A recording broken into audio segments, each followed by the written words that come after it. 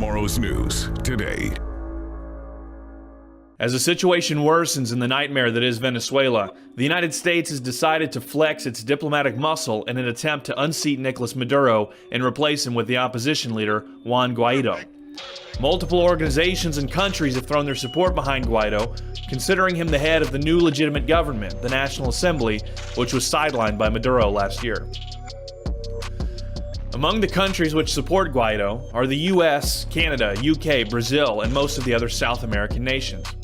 The majority of Europe has called for new elections, while Russia, China, and Iran have thrown their support behind Maduro. Guaido faces a host of challenges. At the moment, the military and all other government functions are still controlled by Maduro. A number of officials have defected, but not enough to leave the National Assembly with de facto power over the country's institutions.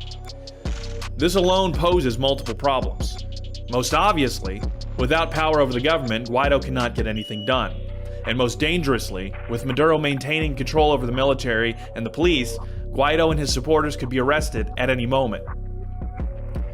To fight this, according to Bloomberg, Guaido is engaging in numerous speaking events and urging his supporters to distribute copies of a legislative measure that would extend amnesty and forgiveness to members of the armed forces who abandoned the socialist regime.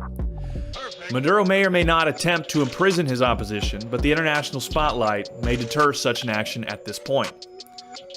In order to put pressure on the now deemed illegitimate president, the United States will employ a variety of diplomatic tactics. The Associated Press reports that the White House will impose sanctions on the state-owned oil company PDVSA, known by the Spanish acronym PDVSA, which is estimated to cut more than $11 billion in export revenue next year. The U.S. will also call on the Bank of England to freeze Venezuela's $1.2 billion in gold reserves, which accounts for 15% of Venezuela's foreign currency reserves. The U.S. will allow certain exceptions to continue operation in the United States, such as Citgo, which is a subsidiary of PDVSA. However, any money which would normally go back to Venezuela will have to go into a blocked account where the money will sit indefinitely in an attempt to further strangle Maduro's regime. It was suggested by Treasury Secretary Steven Mnuchin that these funds could be made available to Guaido. Indeed, when Guaido is fully in control of Venezuela's oil company, the sanctions may be completely lifted, Mnuchin confirmed. The United States would likely request the support of the United Nations in tightening sanctions on Maduro's regime. However, being that some states will support the current regime, those sanctions would likely be vetoed. Amid the international push for Maduro's resignation, the dictatorial leader is doubling down and attempting to secure support of the military and police forces in the country.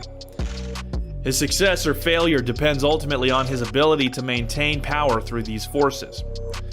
Though the majority of the military is currently loyal to the sitting president, if he is unable to pay them and unable to feed them, even the most loyal supporters may look for new leadership. This is the struggle that Maduro will face as a result of the sanctions, which will cut off revenue from the last profitable export Venezuela has. Maduro initially ordered all U.S. personnel to leave the country within 72 hours, but that has been extended to 30 days.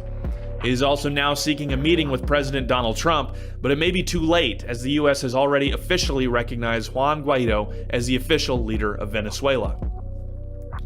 It is unclear the direction which Venezuela will take.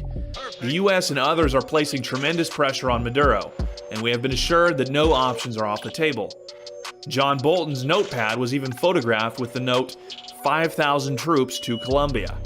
There is no way to tell whether this is a plan, simply an option being discussed, or if this was intentionally revealed in order to stoke fear within the current regime. Regardless of the path that is chosen, the regime established by the once beloved Hugo Chavez and now run by the reviled Nicolas Maduro is not long for this world. The only question is how bloody of a revolution it will be. This is Jake Lloyd reporting for NewsWars.com.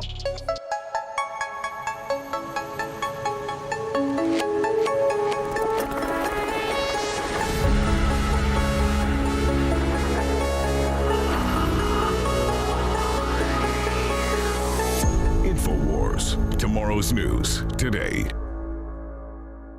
Support good oral health with our one-of-a-kind Super Blue fluoride-free products. InfoWars Life brings you a revolutionary toothpaste blend with iodine and nano silver designed to deliver a powerful clean. Enjoy a minty fresh flavor made with peppermint oil or try our bubblegum flavor. Pair this groundbreaking toothpaste with the Super Blue fluoride-free mouthwash and supercharge your oral health. Our amazing mouthwash features natural oils and ancient ingredients used since Aboriginal and biblical times. Instead of containing fluoride, our Super Blue line is loaded with the good halogen iodine and an array of other beneficial compounds that have been hand-selected for their oral health benefits. Super Blue fluoride-free mouthwash and toothpaste are the first and only to contain all of these natural ingredients: xylitol, nano silver, and iodine. Notice the difference with our Super Blue fluoride-free products. Refresh your breath and invigorate your oral health routine at InfoWarsStore.com. That's InfoWarsStore.com.